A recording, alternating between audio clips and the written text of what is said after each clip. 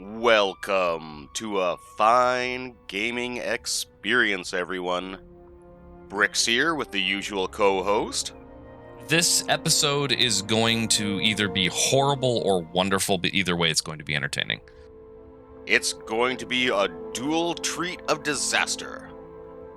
Two fire-breathing monstrosities. And probably the hardest challenge you've had to do. Until we start doing all the special events. Mega Man's ready to defend me. Just look at him flailing away. Wouldn't you be intimidated if you saw Mega Man coming at you like that? I would only be intimidated if I saw the Buster glowing a little bit more, because, I mean, Mega Man's little pellet shots I don't think even hurt. Yeah, that's when he's charging up for 5 minutes, and could you picture... Yeah. If he was running around everywhere with the wow charge up... Do you remember back in the Super Nintendo days? I'm dating myself now, but you remember back in the Super Nintendo days, they were really interested in, like, making the shots look bigger and more glowy, and everything looked like Ryu's Fireball that Capcom made? Like, everything. But with more spinning fireballs around it. Mm-hmm. So you're going for the old mainstay here. You're clearly your best weapon, and it's hard to say. You were actually quite good with a lot of weapons, but Hammer's kind of the pick up and forget weapon, which is the right choice for this. This is the kind of fight where you pick whatever you are most comfortable with. Elemental works, especially a ice or water elemental weapon. Ice is actually preferred. And if you have a quick weapon, it really helps too. So something like a hammer, sword and shield, or dual blades are really good options for this. You know I'm going for a good challenge, though, if I want to take on my main weapon for the opponent. And this is a very, very good hammer. The great sword I was using last time had 1,100 attack power. This has about 950. And that's only a small difference, really, especially when you add in how much elemental damage this has. I think it was around 450 ice damage, which even when something is strong against ice, you're still doing approximately 1,000 damage with this weapon. But something weak against ice, you're looking at possibly over 1,500 attack power on this weapon. That's why it's such a good and useful thing. Hammer's a great weapon. I highly recommend anybody who is new to Monster Hunter plays something like the hammer or the dual blades. And I also think hammer is easier. Like, yes, you've got one move you need to do to keep yourself charged up. But besides that, there really isn't much. You can put it on your back and run around. You can do quick combos. You can do rolling attacks. It teaches you the game and allows you to do lots of fun stuff. And the charges are pretty integral to how you use hammer. You have a lot of various moves off different level of charges, so... I'll actually say one of the biggest problems with hammer is coming to it from a different weapon, because hammer, you're really not going to be touching your face buttons that much. Most of the hammer's big moves that you're going to do are actually going to come from your charge buttons, because the uppercut, the spin attacks, a lot of those are very quick get in, get out, and they basically allow you to back off the monster, wait for your spot and attack. You're not going to stay on a monster's face and just brutalize it like you would with the lance. You're going to take your time, find your spots, and just wreck things. And those spots you do find will be heavy, heavy damage spots. Oh. Now we're going to have a small little problem here, because Loki doesn't seem to like climbing down short jumps. And I really want him to come over here and talk to these 3 cats, just so one of them will join us. But he just... And he teleported right there. Yeah. This area actually has some really weird topography to it, and not only that, it seems like a lot of your companions and whatnot have problems dealing with that. There is another part of the ancient forest, which is where you're basically climbing up the center of the tree. We haven't shown too much of it.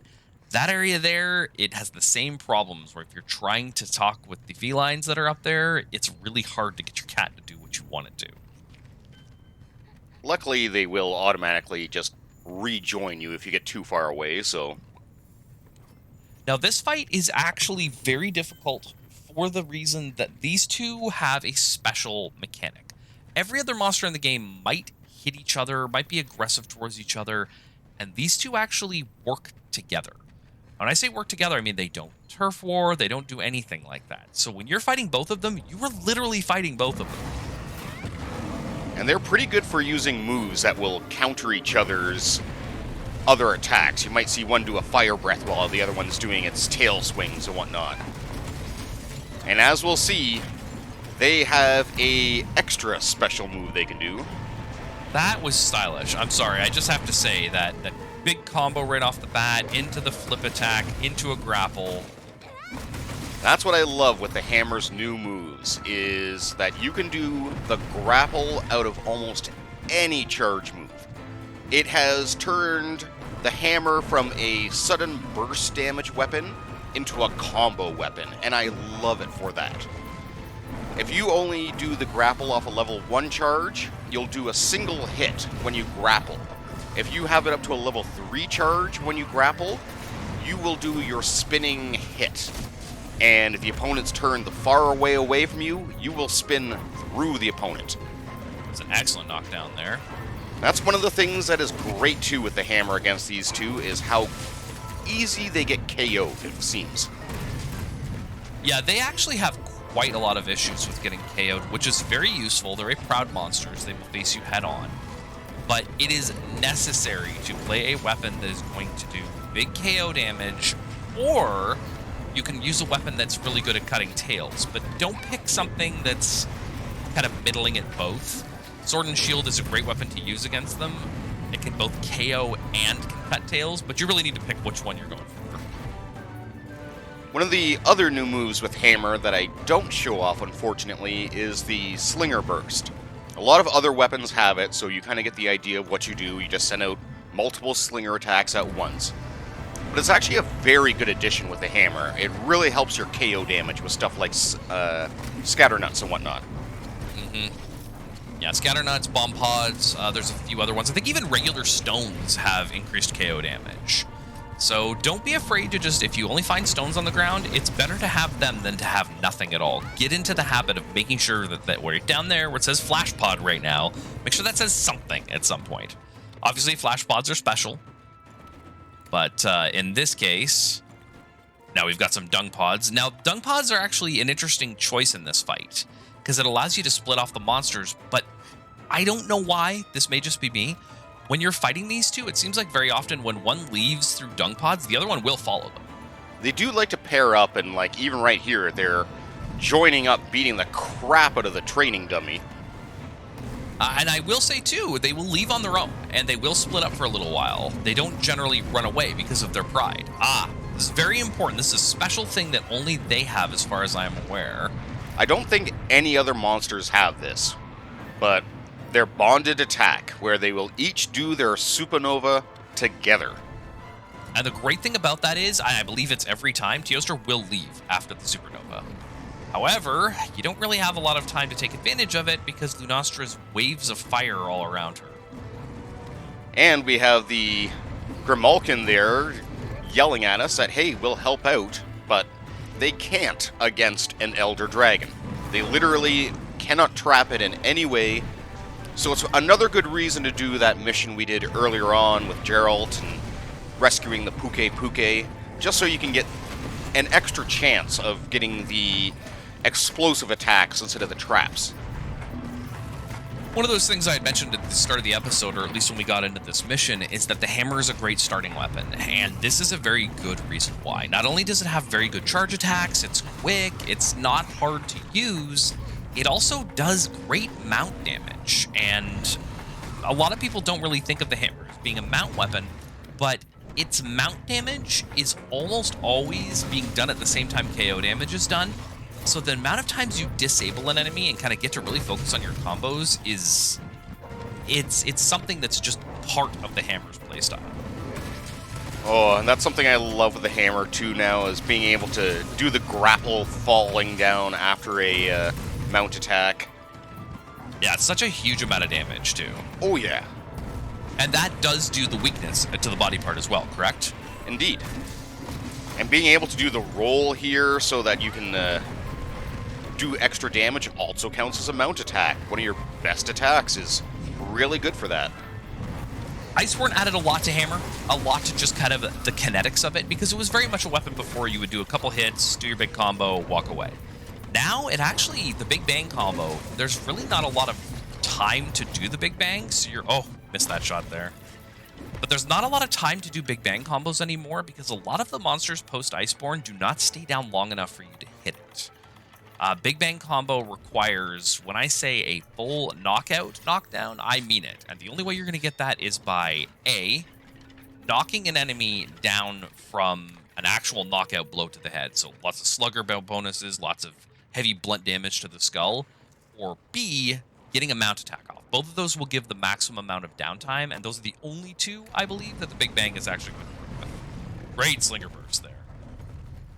Thank you. Hitting both of them at once was luck, I will certainly say. And again, if you recall us talking before about Slinger Bursts and Flash Pods, Teostra will be very, very vulnerable to it. The Flash Pods on Teostra will trigger his falling down, but Lunastra will end up doing their big attack, if they have it available. If they have it available, that is important. I believe she can only do that attack while she is currently in the mode she's in right now.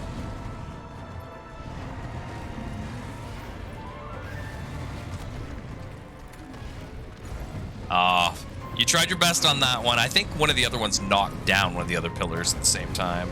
They're also being very maneuverable right now. They don't want to stay still at all. They'll also team up a lot. You'll see like Teostra do a roar, and then she'll do her shockwave fire all around her. So you have to be aware you're fighting two of them. And it's like fighting two other hunters. They're going to coordinate. And they're Elder Dragons too, so you can't trap one, you can't do a lot of your other tricks to kind of keep one at bay for a while. If you're lucky and playing with a team, you might be able to split the team so some are taking on one and some do the other, but I found you can just really ace one and kill them off before the other one can help them out, if you're lucky. My trial run, I absolutely aced Lunastra. That's awesome. That's a hard person to ace in any stretch. So I will ask you, are you doing your usual bonuses on this set right now with Slugger? Or are you going for more of an elemental set? Because very often, as we talked about before, early game, the set bonuses don't really matter. You get practically nothing. And honestly, it's the set bonuses more important than the total skills you get. As you get later in the game, you have those gems and everything else to modify them. So what you are using on your character is really how you fight. Yeah, this is sadly just my average build I came up with there, where I got my life drain ability with the Nergigante set and a couple other basic stuff. But as you know, later on in Iceborne, there will be some amazing builds. And that's when you guys will see me really coming out with some cool stuff. Even some of the arch-tempered stuff we're going to be fighting here in a bit. I will have to come up with some special gear to fight those guys. Oh, absolutely. Yeah, we've just barely touched on the tempered monsters, but they absolutely are just sort of upgraded versions of the regular ones. They don't have a lot of special moves, but they are stronger and they will hurt you. And something you were mentioning there, the idea that Iceborne changes things, I actually feel like Teostra is not Teostra, but Lunastra was the first time we saw a definitive Yeah. I got two angry elders. I'm stunned in the corner. Wow, the luck of that. That really was horseshoes up the butt and around the corner. So, I mean, I had something important to say, but now it's gone. I'm sorry, the horseshoes distracted you. They did, yes. So, Lunastra has a special thing about the weapons you get from her. They all require a final boss to have been beaten. And some I believe, Nergigante, some Xeno'jiva, but they require very rare parts from them. Gemstones, tails, difficult to get stuff. But there are 3 different versions of each Teostra weapon. And each of those versions gives you what would you do, say, on an armor skill that you would have 3 pieces of armor equipped with. So normally you get from the Teostra set, you get something that allows you to kind of keep your sharpness as long as you're doing criticals. That's a really cool ability. And the only way to get that is to equip, I believe, 3 pieces of the set.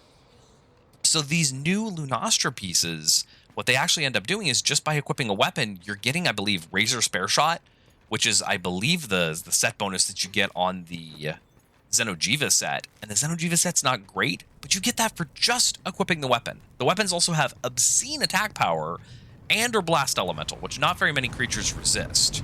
So I highly recommend, if you're looking for a decent endgame weapon, you go ahead and grab yourself some of those Lunastra weapons, because they give you just so much variation on your build.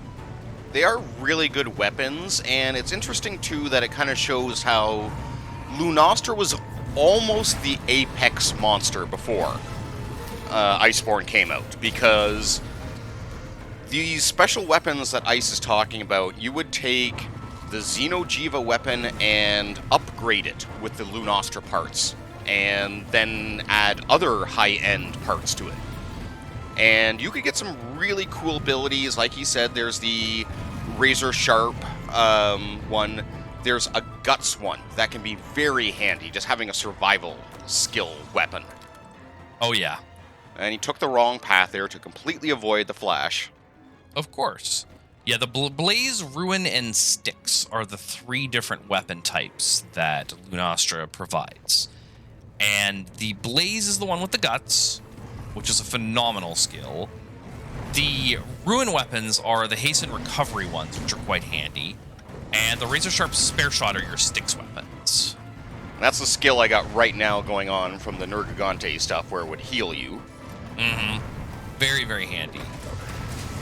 Now, another thing to remember, too, you had said this is the last, monster that really came out that was definitively kind of a final boss.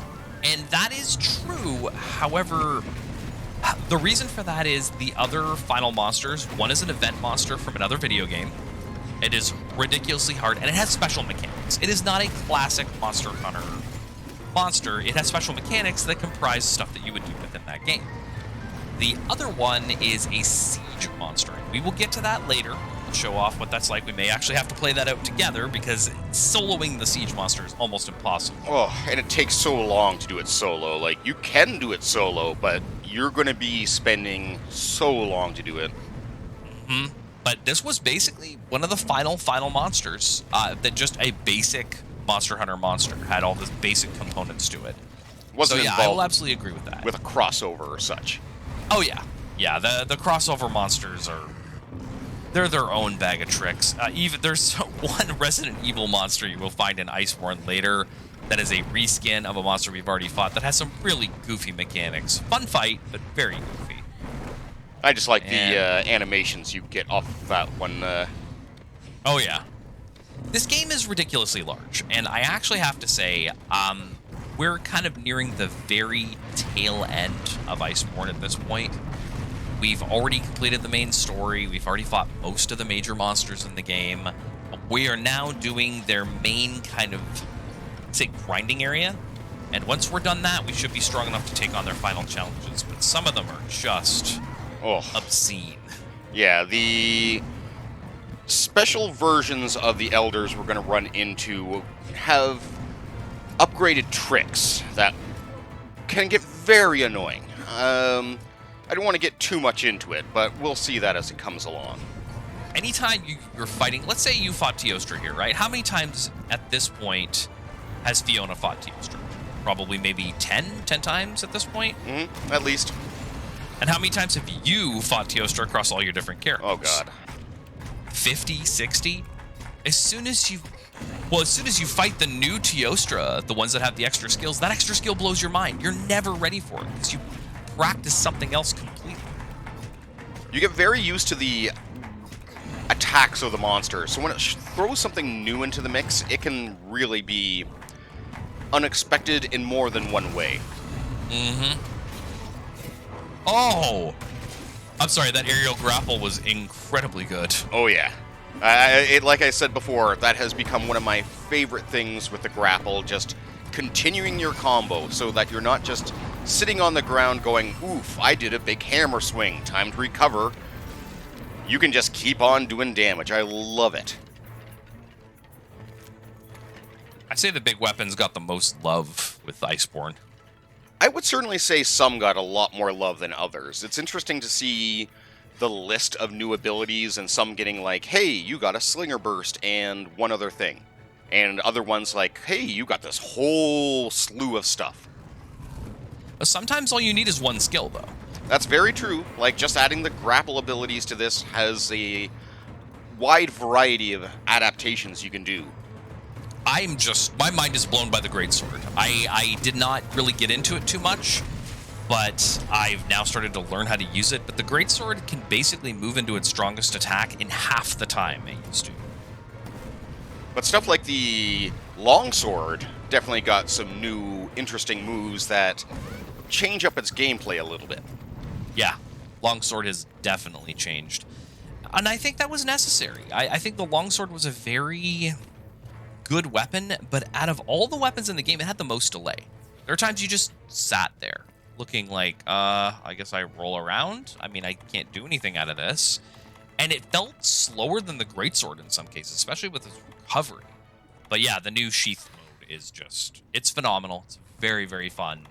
And it looks stylish, and that's what longsword's all about. It's about style. It is the kind of weapon Dante would be just so happy to have. Yet they made his weapon a charge blade. Which is still flashy, I will admit. I think the flashiest weapon in the game is definitely the charge blade. That was a fun way to wake up Teostra, is just let Lunastra blow up the bombs, eh? Knock out her poor husband. Yep. Sorry, dear. You were in the wrong place, wrong time.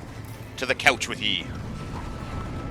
And this is incredibly dangerous what I'm doing right now. Like, taking on one of these in this area is dangerous enough.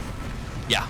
All their special attacks will get the little lava cracks coming out of the ground here, and that turns this... Don't do what Donnie don't does. Oh, jeez. Like, I am asking for trouble fighting the two of them together. I could have sat at the entrance and waited for one to leave, or poop pod them to try to get some away, but if you noticed earlier on when I did launch dung pods, they don't like separating. They will, but it takes a bit longer than normal, it seems. Yeah, they also... One of them here, I feel, will chase you out of the cave, while the other one won't. Oh, boy. Oh, wow. You are getting so lucky in this fight.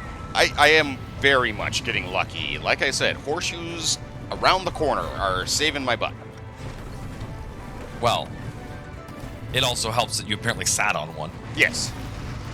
But right here, like, the arena is only so big, and being able to just barely dodge his supernova is lucky. If Lunastra does hers, you pretty much don't have anywhere to go. You are going to get hit by the waves. The only option you have is try to get up onto that ledge you came into the area on, or maybe finding a little corner off to the side she's not hitting with her pulses. I do recommend for fighting Lunastra, because a lot of your better mantles are not going to help you with it. I highly recommend using a health booster, because if you're standing in a health booster, you can usually survive her supernova start to finish. I do the vitality one just because if you're lucky and you got it at full strength when the pulses start, you also might be lucky. But I also say the training dummy has made this fight infinitely easier. Having them attack the dummy instead of me nonstop has given me a lot more openings than I normally would have had. You do need to know when your dummy's out there, otherwise you are going to make a lot of mistakes. Because you'll expect them to come for you, and then, oh, I guess I didn't notice they were wheeling on the dummy. Uh-oh. I hear it. Sometimes they make it pretty easy, though. Oh, one down. Yeah, I heard you ticking like a time bomb there with the blast on you. And that's the thing, is with all the fighting and action and special effects going on, it can be a little hard to pay attention to those tiny icons that appear sometimes when you get the blast on. It's got an audio cue, but it's just kind of this soft little sizzle sound, and it's really hard to pay attention to while you're in the middle of an active volcano fighting against two creatures that create constant burn effects. I'm sizzling just walking around in this area a little bit, so it's hard to hear the sizzling going on from me ready to pop. Mm-hmm. But again, having all that KO damage has definitely given me more openings, and that is why I love the hammer. Because with the right combos now, with the right gear, you can just knock out your opponent and keep them on their ass, especially in Iceborne. There are some sets later on that let you increase the cap on the Slugger skill. Being able to get a plus 60% KO damage can be insane. Yeah, it with the horn and with the hammer, that is just some of the strongest support and solo sets you can make. Emphasizing your strengths in Monster Hunter is the best way to really play the game, especially if you're a fairly new player. You shore up your defenses a little bit. Make sure if you're going to go fight Teostra, you don't have minus 10 fire defense. But once you have that and you're all set up with whatever basic skills you want, you need to focus. I actually use a build that is all about elemental critical hits. So every single one of my weapons I use is elemental, and I get extremely powerful elemental crit. So it's all about elemental affinity and elemental damage, and I do very well with that. But there are some weapons that unfortunately don't have a lot of elemental power that I don't do great with. It works very well with your bow and certain other weapons like that, so... Yeah, bow is an elemental weapon. If you ever see a weapon where the damage of the weapon itself is outstripped by the elemental damage, just assume that that weapon is meant to be used with elemental boosting skills. Dual blades, bow, a lot of fast attacking stuff. Sword and shield is another one. And we're hitting the point of the game, too, where you have to start building custom armor sets. We have a very basic one right now, but this does count as like a build. This is a very basic defensive regeneration one that I have going, and it works pretty good for all my weapons because I'm just going to be hitting and healing up. And against various things, I'm going to take damage, so might as well be defensive. But if you can specialize your weapons towards your opponents and stuff like that, or like Ice was saying, have elemental damage out the butt, stuff like that, you can really do massive amounts of damage. And you're going to have to start doing that. You can't just go, hey, I like this build and these just look really cool together. There will be skinning later on where you can equip cool looking sets and pieces that you like through a certain layered armor mechanic, but it comes in late. And there's only so many layered armors too, especially early on. So you're going to have to just adapt to how you look. Yes. I mean, fashion is important, but unlike games like Dark Souls where the armor matters very little, this game, your armor is basically everything. A hunter without armor is dead. I mean, you're going to get killed by whatever you fight. Such a sad win. I mean... A grapple hit. Those do at most 10-15 damage, and I killed her with that. And I like Mega Man throwing back an energy tank in the end there. Yes, bullet her brain, very important. So that fight was a bit of a mess, but that was probably the cleanest one I've seen in a long time. It usually goes just about that bad, and I just want you, anytime that you clenched because you saw him about to die, just assume that was pure luck. So I counted it there. There were 4 extremely close calls during that fight. Yep. And you only get to cart twice. And this is with one of my better weapons, and as you saw, the fight can be chaotic because you got 2 powerful Elder Dragons with area attacks hitting you at all directions. And I had a lot of luck. And this fight is not easy though, but the rewards from this fight, as we're about to see, are fantastic. The high commendation ticket is huge because a lot of very powerful gear can be made with those tickets. Oh yeah, but not only that ticket, what we're about to get for a new mantle is the best mantle in the game, hands down. Yeah, absolutely will let you survive any amount of nonsense, and it's worth doing this hunt specifically for it. And if nothing else, we get to show up the Huntsman. Which is very important, because he's a longsword user, and he's probably rude. I'm thankful. Plus, he's thankful. I'm thankful. I'm talking into a kitchen bowl. I'm Batman. I never take off my helmet because my face is horribly disfigured. He's Bruce Wayne underneath there. Or beautifully handsome. Have you ever seen Bruce Wayne and the Huntsman in the same room at the same time? I think you're onto something. There it is. The biggest prize you could have got. The Temporal Mantle. And this just lets you dodge any incoming attack. Automatically. Yeah, it is pretty much an invincibility mantle. It is incredibly powerful. It does have a long recharge time, but as you'll see, beautiful. So I hope you join me next time, and take care all.